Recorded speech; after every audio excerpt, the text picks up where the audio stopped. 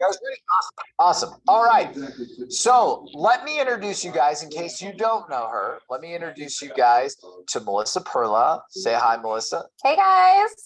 So Melissa here is the sales manager of our office, but that's not where necessarily she started, but we're going to get to that here in a moment. Do me a favor. Tell everybody who's on here right now who you are, a little bit about you personally, interesting fact, whatever you want to go through. Yes, so my name is Melissa Perla.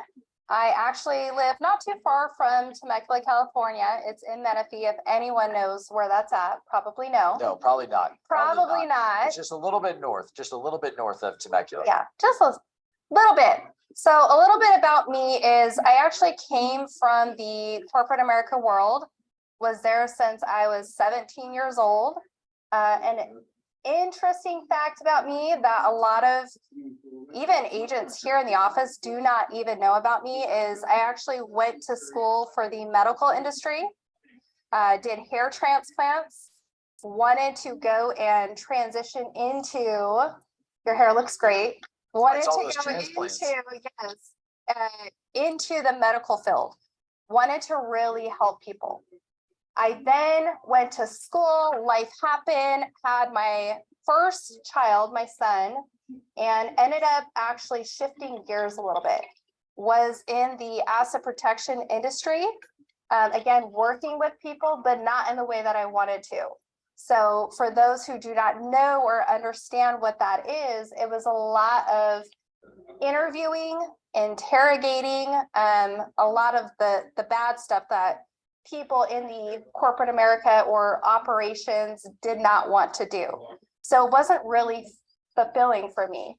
And I really wanted to always transition into helping people. This is also why I really wanted to go into the medical industry, but ended up coming over to real estate as well. So you spent most of your adult life in corporate America, specifically at one company, correct? Yes. And that's Pep Boys. Pep Boys, automotive. Yeah. But you spent your time there in loss prevention. Yes. So you started with, I want to help somebody.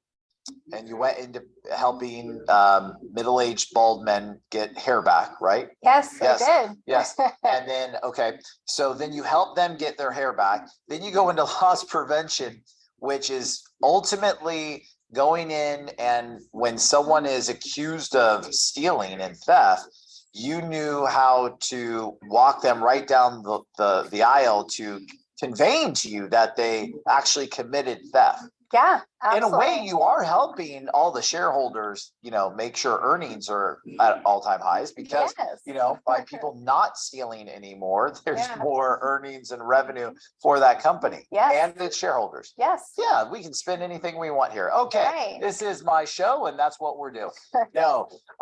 So you did that. You went into corporate America, unfulfilled. How many years did you do that?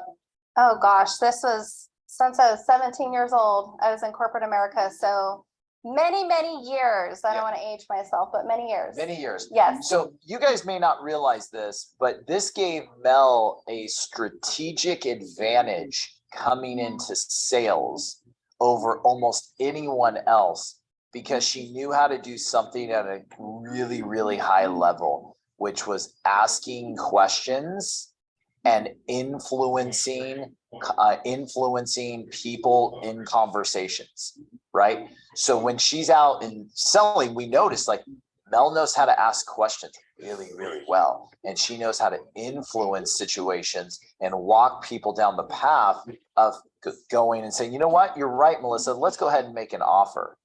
And so that's something you did really well. So now you're back in it, but now you're helping people on a different scale. You went from helping buyers and sellers to helping agents in the office, which is directly connected to helping more buyers and sellers. But talk about this. How long have you been in real estate? How long have you been here? 3 years. 3 years. Yep. You started your career in real estate, came right here. Yes. Yep. What made you decide to make the jump into real estate? Because corporate America loss prevention to real estate, there's a big gap there. There's definitely a big gap. So Kiona, as you all know, who is a VP, She was actually, and still is, my best friend, but she also, her and I worked at a small time, also with Dana. We worked at a staffing industry called Apple One. And she just saw that I really wanted to help people so much, but the type of help I was doing was not what I wanted to. It was definitely not fulfilling. I mean, there would be hours on end driving to, my coverage was all of California and Arizona. And at the time I had two small children that, again, I just wanted more time back with my family. And she kept telling me and pushing me. She came over here, started off as an ISA, and really didn't get into the sales for a couple months after she kept promoting and telling me about Blake. Blake, his vision, his company, we'll get into that. We will get into that as to why, but it was just incredible to hear that being a part of a corporate world, I mean, you could go in and show up and put in 50% effort and still get 100% of your paycheck. It was a big leap of faith I had to do in order to really find fulfillment, not just for myself, but to bring it back to my kids. She definitely pushed me and finally made the jump. I'm so grateful that I finally did and have now been here just a little over 3 years. To your point, you could put in 50% of the effort and get your paycheck. You could put Yeah. in 150% of the effort and still get the exact same paycheck. Yeah, You and I could work right by each other doing the same job. I could put in very little work. You could put in all the work in the world, but we're still getting paid the exact same wage because it's just Exactly. an exchange of time for dollars. So, yes, of course, Kiona talked me up, she did. which she loves to do, and got you in here. And it's been nothing but absolute amazing, just not only a transformation of the business, but just to see everyone transforming themselves Right. as people over the last 3 years since you came here. Because once you got here, it was like a rocket ship took off. Yes. I mean, you set records and you pushed me and you pushed Kiona and you pushed others out of our comfort zone. Because to be quite frank with you guys, Mel came in here and was selling more houses than anyone had ever sold. And it was like, okay, she's got 5 escrows at the same time. Cool. Like, that's manageable. Then 10 escrows at the same time. It's like, okay, we haven't seen this yet. Then at one point in time, getting up to 18 pending transactions at one point in time, our business was not built for that. We were, our systems were broken by her in a good way that we had to take a step back and look at them and go, okay, what do we need to do differently here? Yeah. So when you came in, it wasn't all sunshine and No, rainbows. it was not right? sunshine and rainbows, but one thing, and again, this is the biggest reason to your point that in a corporate America, you're capped out at a certain pay range. It's not being in real estate, a 1099 business owner where you could really just create whatever avenue that you wanted. And to come over here is, again, Kiona built this amazing vision. Had she not done that, I would have never left corporate America. It was comforting to know that the security, the job security, the livelihood of my family and my kids. And she came into the organization, started as an ISA, continue to sell the vision, build the vision, grow something, which is definitely something that I love doing, even in my corporate America job, is building a team or leadership or any type of building that you have a piece of. And when I first came in, again, being able to meet you and just seeing your belief, but hearing more so your story. There's pain in your story that allowed me to believe. And I knew this even when I worked in corporate America, is when people have pain, something transitions in their life differently. Gives them a different type of motivation, whatever that is, right? And it's no different with buyers or sellers. And I was able to really relate to that, and just being able to come in. And again, it wasn't sunshine and rainbows, it was not. But the great blessing in all of that, it allowed me to even grow myself. I came in the very beginning, and again, this even goes to show, like, my husband, because he came from corporate America, is still in corporate America. I don't think he ever really doubted that I would do well in the real estate industry, but he wasn't 100% bought in. He thought this was going to be a part-time job, and I wanted to prove to him the complete opposite. So when I came in, I sacrificed then and there. I sacrificed. I made a choice that I was going to give it 100% all in. And there's a lot of speed bumps, and it was a lot of growing opportunity for myself to adapt and become more patient, and also realize that, again, the problems that you talked about, it was a great blessing to have, because now, even in this time we're in right now, we have amazing brand new agents that are producing at a very high level. We know now how to support them better. And had we not gone through those growing pains, it would have been completely different of where we're at now. So talk to me more about the pain in that core story. You know, you talked about, like, you were attracted to it. And a lot of people, I feel, really miss that mark. Meaning, when a lot of people get up and they talk about what their business looks like today, where their business is going, and what they've done, a lot of times people go up and talk about, look at everything that I have accomplished. Yeah. That is great. And sometimes they really leave out that part about, like, where stuff was terrible, where there was tremendous amounts of pain and agony, where they came from. Like, a lot of people are afraid to talk about where they came from. And it's funny because, and I want to ask, I specifically want to ask you this, but before I lose this train of thought, because it just popped in, I sometimes forget to mention this. I was out to lunch. I'm in Florida. I'm out to lunch, and it's with the CEO of a business. He's a founder. He is the founder, was the CEO of this business. It's a technology company that he built, ended up selling it for almost $250 million. He sold it for. And I had the opportunity. We had someone that we both knew and were connected with, and I asked him, hey, can I take you to lunch?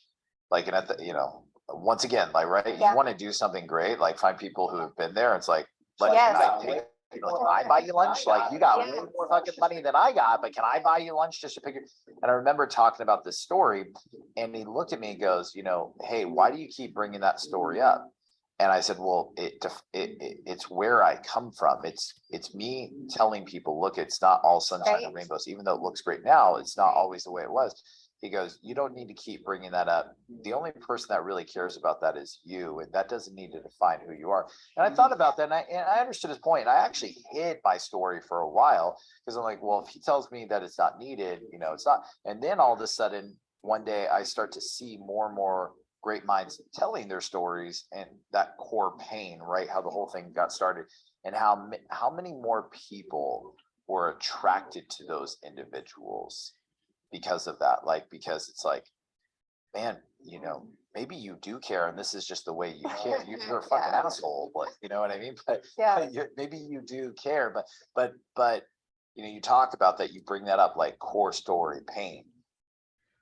What for was me, yes, like, for me is, again, even growing up, because I do feel people have pain no matter what. It's just a different level, but it also is what motivates them. So again, growing up, I came from a broken household. Parents divorced very, very young. And even when I was 17 years old, was out on my own, did not live with my parents. Didn't really have any support system.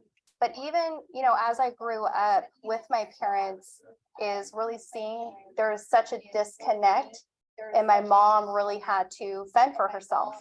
She had to fend for herself, fend for her kids, and it got to a point where she couldn't even take care of us.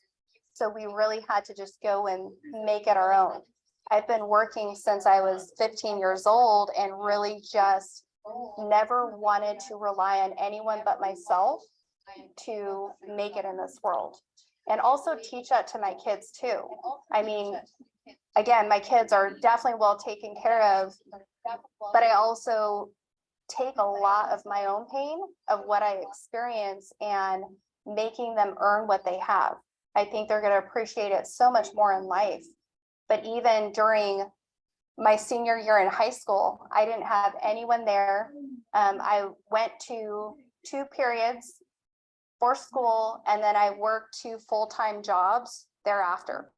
I was working at Pep Boys, and then I went straight into, at that time, I was working at a fast food place and worked until 2 o'clock in the morning just to keep myself in this world and to survive. I put myself through school, put myself through nursing school.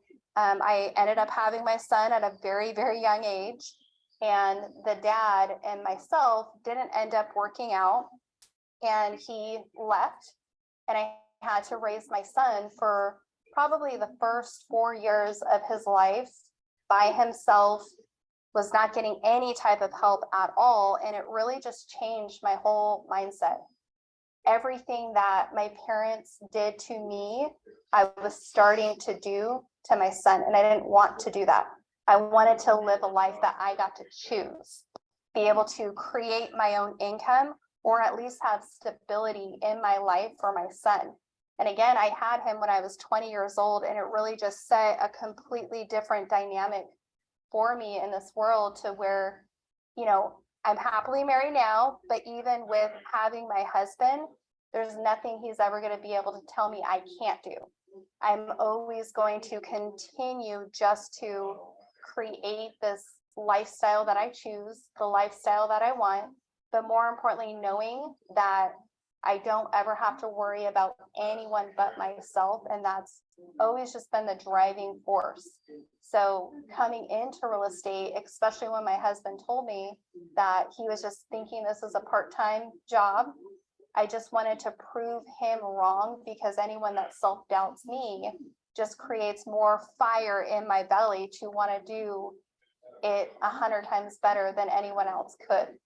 You know, it's funny because so let me, before I ask this question, so it's not funny. So your pain connected you to my pain. Yes. Is that what I'm picking up right there? Yes. So it's your pain inside that connected to my pain. Like, we have pain together. We do. Like, in the sense of, he had pain and he's exposing his pain, and I can relate to him in this. And it's funny because one of the questions on here is, you know, you're formerly the #1 agent on the sales team, doing over 100 transactions, almost 100 transactions in a single year. And I was going to ask you the question, it's like, what is the attribute to that success? But I feel like you just answered that. I did. It feels like to me, and please correct me if I'm wrong, it feels like to me that the attribute to your, like, one of the main attributes to the successful people inside this company who know how to sell, who know how to create money, right, is that they all have extreme amounts of pain in the past. Yes. You know, if I think about Kiona, I mean, this is just being raw in the moment. Like, Yeah. Kiona has a lot of pain from her past. Yes. And, you know, Richard has a lot of pain in his past. You have a lot of pain in your past.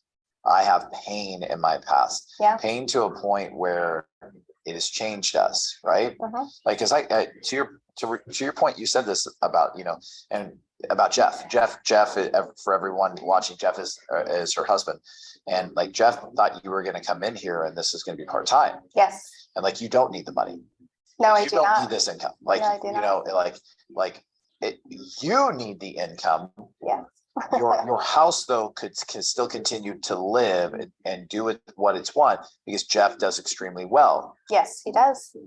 But that wasn't it. Like, it would be easier for you to go home and be with Ryan. That's where her oldest son is doing homeschool right now. Be with Ryan and take care of Callie and take her to cheer and do at every baseball game and do all that, and not have to even go in. Get your horses that you want and do all that, but you don't, right? No, I do not. You choose to do this. Why? Great question. It's absolutely absolutely what you just said. When you truly have pain, Kiona has pain, you have pain, Rich has had pain, even Dana. She just doesn't want to sell, but she has pain. And it just, when you take that, and it's no different with buyers or sellers, you know, where you come from, it's everyone has a choice in life of what they're going to do. And yes, we don't need the income, but for me, what I need in my life is to know that I've made something with it. And again, growing up, my family, we didn't have money. We didn't have from money. We didn't come from money. We were not ever handed or given anything to us. We had to work for it. We had to earn it. But it also just truly allowed for me to appreciate life in a completely different way. And I mean, Kiona would tell me this all the time. Slow down. You're going to kill yourself. Slow down. You don't need the money. And my response to her was the same every single time. It's not about the money. It's this is what makes me feel accomplished and proud of myself. Because at one point, I didn't have anyone that was on my side, proud of who I was. And this is what makes me feel that I'm helping other people in the process, because it's not about the money.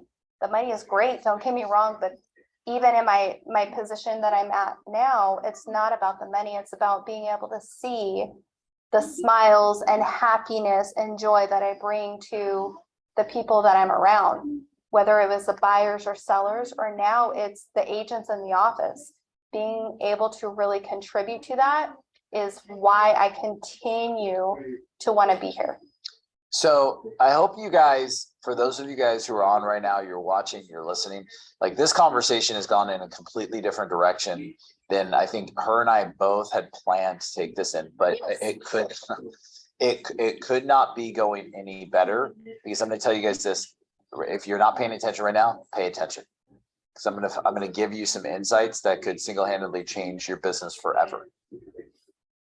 When you go to interview people, when you're looking for people to come into your company and work alongside of you, a lot of times we avoid asking the really hard questions.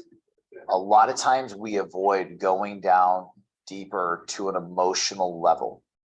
The one thing that people always ask, and if you guys have never visited the office, you all will, and you guys will at one point, to some point in time, you'll ask me this question.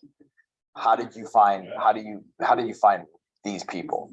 Because that's the number one thing that people mention to me about this business is the Mels and the Kionas and the Danas and the Michaels and other. But if you notice, like the one commonality that they all have is pain.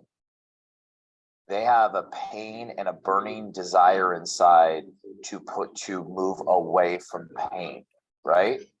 Like we talk about it with buyers and sellers all the time. People, are moving to avoid pain or move away from pain or move closer to pleasure, right? Like I will tell you this, the guy that comes in or the person that comes into your business says, I want to help make this $1 million business. Because honestly, I want to make $250,000 a year and buy the car, buy the cars, buy the cribs, buy the jewelry, buy the boats, whatever it is. That relationship is not going to last, number one. And number two, that person will always be looking at the grass could be greener on the other side. And before you know it, moving on to the next company, the next business, and will not go through the challenging, tough, difficult times that are going to happen in your business. I've had the amazing luxury of working with these ladies for the better part 5-6+ years. And we go to the ends of the earth for one another because we are all linked. We all come from different backgrounds, right? We all have different styles. We all have different, different things that we like, right? We're not all the same. Quite the contrary, we're all really different. But the one thing that links us is that pain. We have pain. And we're all in this together, moving away. So if you think about it, like what the way Mel described that, and I even think about how I missed the mark in interviewing people in the past. It's like, tell me the time that what is the single greatest piece of adversity that you've ever dealt with in your life? Tell me your story. Yeah. don't leave out the hard stuff. If I was hiring someone today into my business, if I was hiring an agent, which you do, like a lot of times we want to ask the technical questions, right? Give me the offer, give me the scripting, tell me what you want to accomplish in real estate. But at the end of the day, I think what we're getting to here in this hot seat is tell me your story, and listening for people who worked at Jack in the Box till 2 o'clock in the morning, whatever for fast food it was that you worked at. You know what I mean? Tell me the difficult times you face. Tell me that, tell me these things, because it's that you find in a person that drives them to the next level, right? Like Absolutely, yeah. The people that come in with sunshine and rainbows and the perfect life usually don't have the internal fire to take life on. Does that make sense? It absolutely does. And it sort of correlates into corporate America, right? So it just reminds me of, even in corporate America, there was area directors, there was sales manager, just even any type of personnel that worked there that had everything given to them, had everything just provided for them. They didn't have pain, but they also never pushed themselves out of their comfort zone. They stayed in the same position year after year after year. And I could take and exactly what we just talked about, the pain, and put it in any type of industry I've been at. The ones with pain, those are the ones that turn into area directors, that turn into VPs, that have really made something of their life. And even here at our office, I mean, we have a brand new agent, Kendra. She's on fire right now, and she's 22 years old. Her pain is, again, she doesn't need the money. And I started to really pull apart Kendra. What is Kendra's story? And she has a baby. She wants so much more in her life because she came from very similar to us, a broken environment, a broken home, and doesn't want her daughter to face that same feeling. She was also told that she had her daughter too young. And hearing that, you almost want to prove everyone else wrong. Yeah. Just because they're saying you had your daughter too young, you can't provide for her, you can't take her. But she also has an amazing support system. Her husband came from a broken family too, and he's encouraging her, go make more money, make more than me. And he has a really great job too, but go make more than me. And when I take her with some of the other agents we've had that really haven't had any success, there's no pain there. There was no pain there. And I've missed the mark too, and really finding out what their story is. And I started to really shift. What I mean by that is during the interviews, I was sitting with Nate, the assistant sales manager, and he was like, why do you keep pushing people away? Why do you ask questions to make them not want to be here? I'm trying to find out why they want to be here. What is their pain? What are they going to bring different to our team and really just set the world on fire? Because again, corporate America and a 1099 volunteer agent is two completely different type of people. But if you do get one simple thing right, and that's finding out their story and knowing they come from pain, it could be any type of pain. Hearing that is going to be a game changer in anyone's business. That's what we should say now. We're hiring.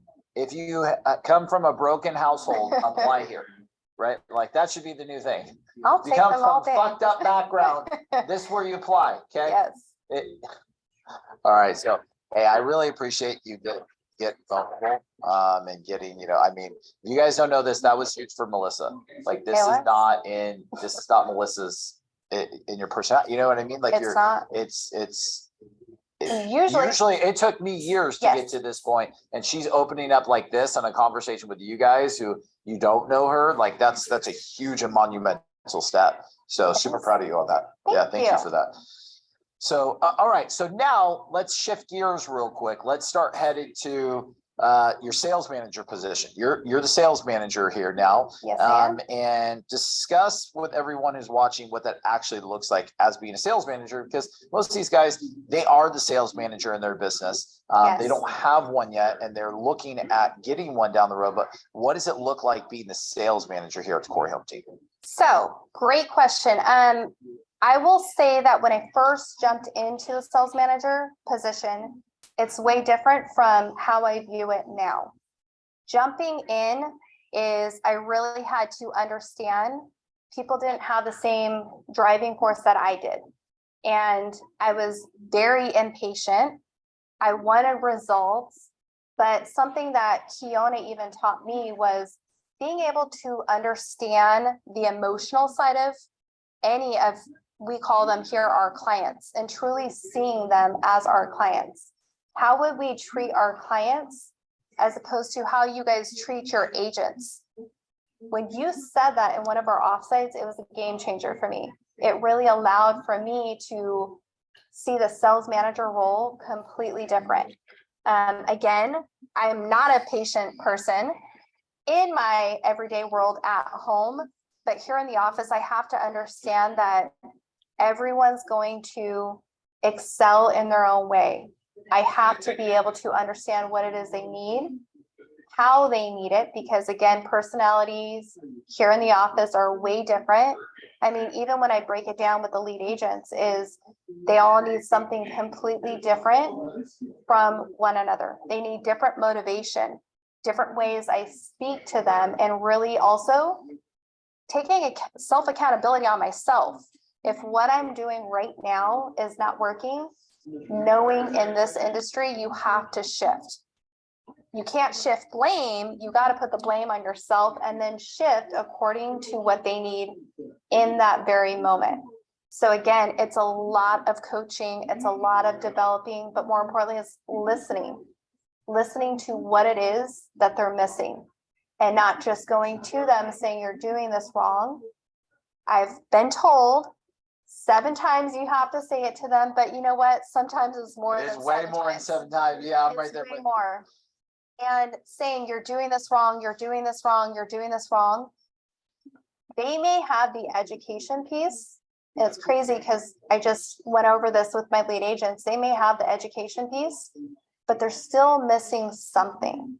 Us as coaches, as their trainers, you have to think of their livelihood and ask yourself, if that was you and your trainer or your coach would just say you're doing this wrong, but never really connect the dots for you the way that you need to hear it.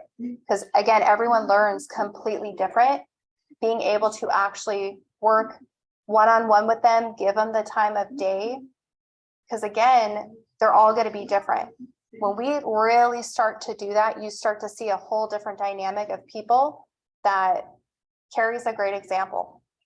She was a struggle in the beginning, and now she's consistently carrying 3 and 4 escrows consistently. It took her a little bit longer for her to learn and be okay with failing. Took 3 years. Yes, 3 years. Yeah, 2.5 years, whatever it was, because you guys came in about the same. Didn't you guys Did. come in about the same time? She was shortly thereafter. Yeah, Yeah. it was like a few months after you came on board, she Yeah. came on board. So it's been a few. Now you're the sales manager, she's still a sales agent, but Yeah. it takes people different lengths of time. Oh, absolutely. And that was something that when I was a sales agent, I expected everyone to just get it, to not really have to have the length of education that sometimes people need. But more importantly, I expected them to do very similar to my results, but you cannot ever hold anyone to those expectations. They're all going to have different pain, different motivating factors of wherever they're at in their life is what's going to actually going to take them to the next level. What do you think, what part of the sales manager job do you think that you do exceptionally well? Like you got to pick out one thing, like I do this amazingly. What is it? So I think That's a curveball. She wasn't expecting this I question. wasn't. In the beginning of the position, I would have said results because I've always been results driven. I feel it's actually shifted now. What I'm starting to do very exceptionally well, is troubleshooting what their issues are, being able to really just tie everything back to the process of what we teach. Yeah. But then also taking accountability that we're not teaching it the way they need to hear it. There's certain groups, and we do the trainings every single week, and there's certain agents that are always re-educating themselves. There's some that are not showing up because in fear of, if Melissa calls on me, how am I going to respond? So actually taking more accountability and understanding they probably heard it, they just don't know how to apply it.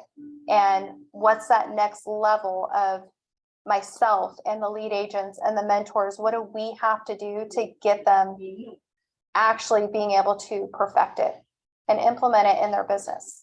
Yeah, if you guys ever want to not go broke, understand how to troubleshoot real estate agent problems, right? Because there's an endless supply of real estate agent problems, right? Yes. All right, so then here's okay, now I'm going to ask you the opposite, Ed. Not expecting this question again. Yes. If there is one area that you feel that you need to improve on, that you're like, okay, as a sales manager, I'm working to try and improve on this area, where would it be?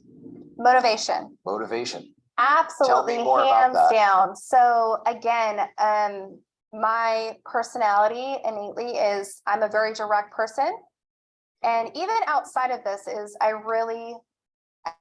just trail it back again to my pain, is because of where I come from, my pain and what my motivating factor is, it's not going to work for everyone else. How I talk to Rich is not how I talk to Alicia or Nate. And I always have to remember that they still need motivation every single day. And this is something that you do amazing, especially on the Monday meetings. Yes. And you made sure that didn't go away. When I was like, you know what, maybe we don't need to like talk every day. You're like, no, I need your motivation. I still need your motivation. And I forget that even sometimes to your point, Yeah. where I'm like, well, this is executive team. You guys don't need my motivation. You should be self-motivated motherfuckers just like me. Like, wake the fuck up and it's a bowl of sunshine right there. Like, why do you need someone to pep you up, right? But I think we all do. We do, but that also takes me to be able to then motivate the lead agents, just because innately I don't know how to motivate other people. I get tunnel vision and I'm just like, why don't they do it like this? And I forget that they always continually need motivation, and having our motivation then allows for me to go take that to the lead agents, because I can't always just spit out numbers. Eventually they're just going to tune out every single thing that I'm going to say, and it's not going to land well anymore.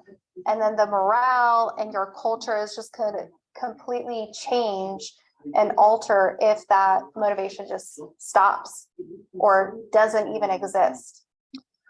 So speaking, by the way, thank you once again. And I knew that that's the area you're working on. It's not a secret. We've talked about it. You know, you've talked to me about it, but I wanted them to hear that, because being a sales manager, a lot of it is motivating people, is getting the best out of people, right? Exactly.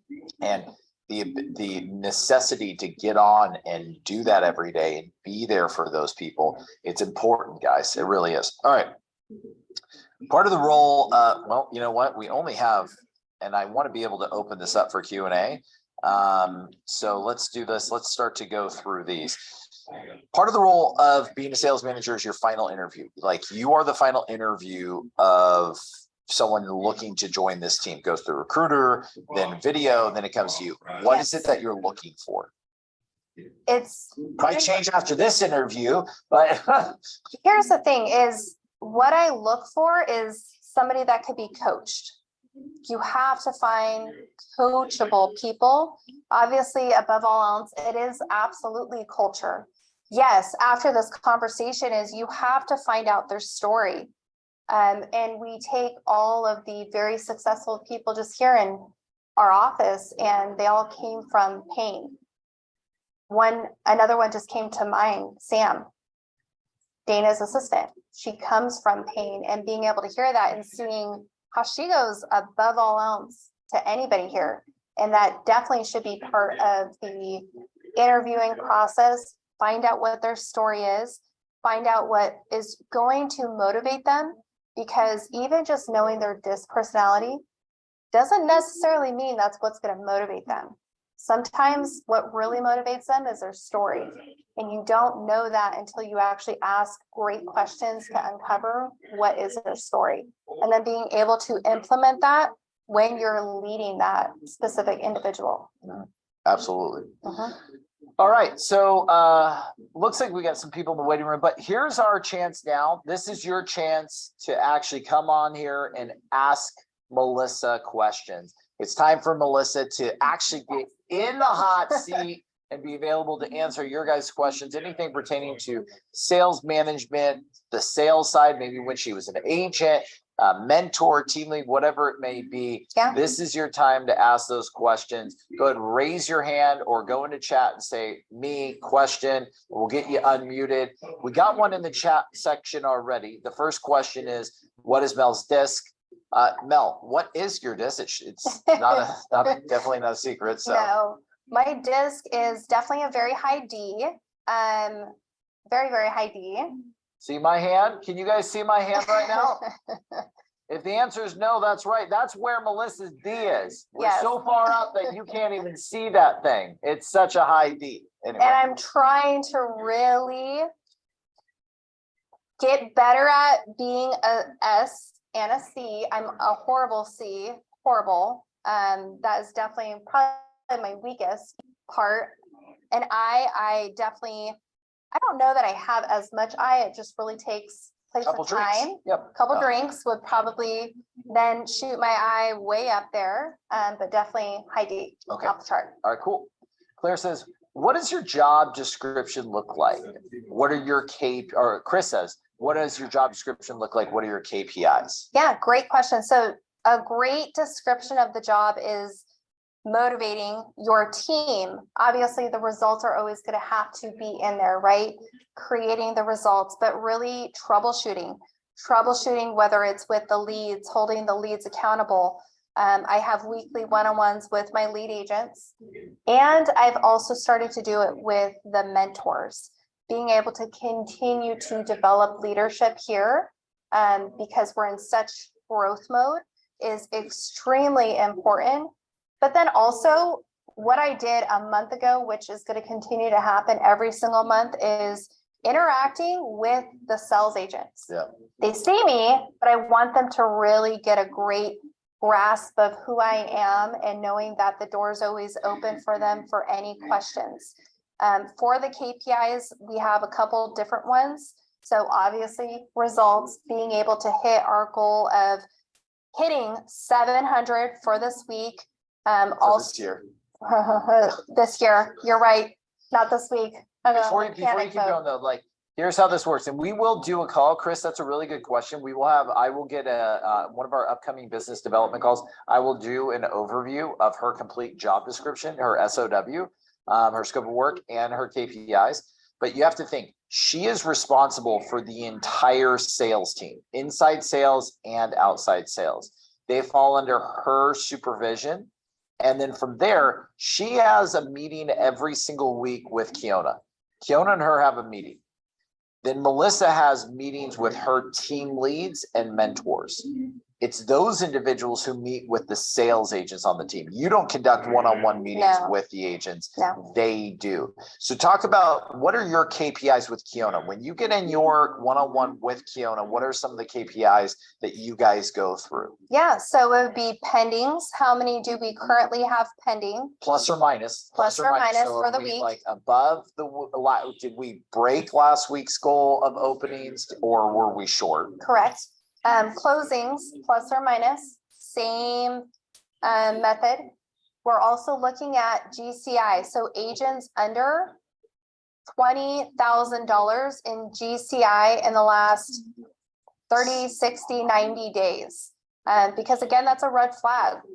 What can we do to better assist those agents? So this was a big one. So let's stop here real quick Yeah. while you go through that Rolodex of the other ones that you KPIs.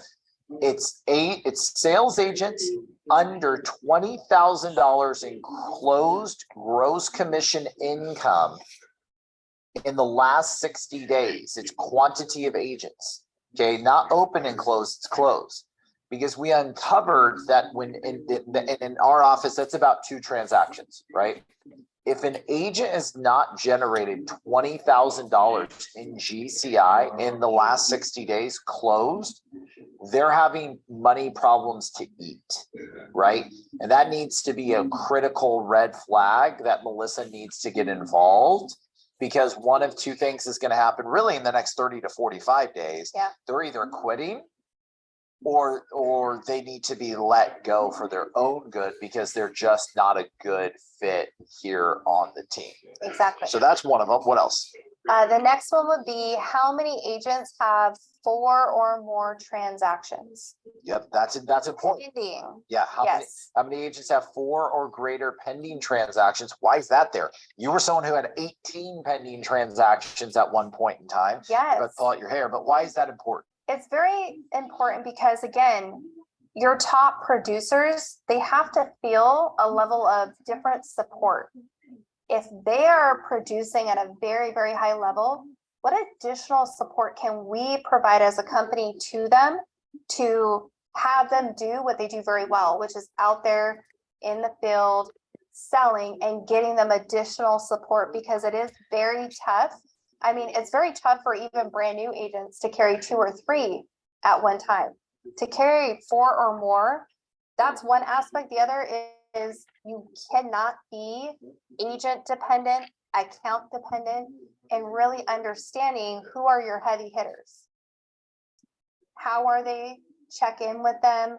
What additional support can you have? Because again, if you guys are solely focus on one particular agent to always make up your monthly goal, your weekly goal, even your yearly goal, and all of a sudden they decide to not work with you anymore or go to a corporate job or wherever they decide to do, that's huge. For sure. That's huge. You have to get everyone to be producing at the same type of level. So let's get open and exposed here for a second. Number one, when Melissa was doing that kind of volume, we had to make a separate commission agreement for her.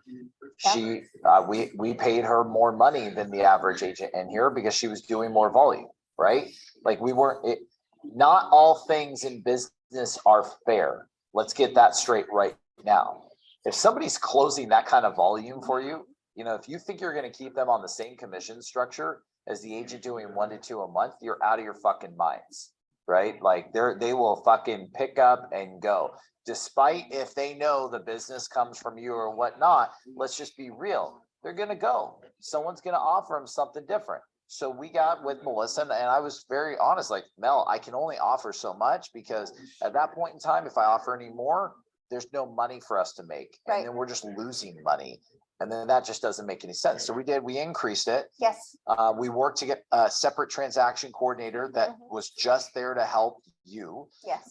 We started hiring showing assistants for you. Yes. And that's actually how the mentorship program got evolved and developed. It's because Melissa needed showing assistants.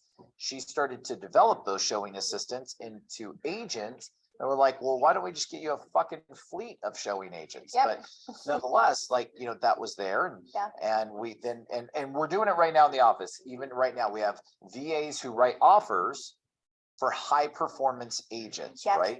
We will have additional bonuses available for people who do higher performance. Like I'm going to be rolling out a program on tax planning.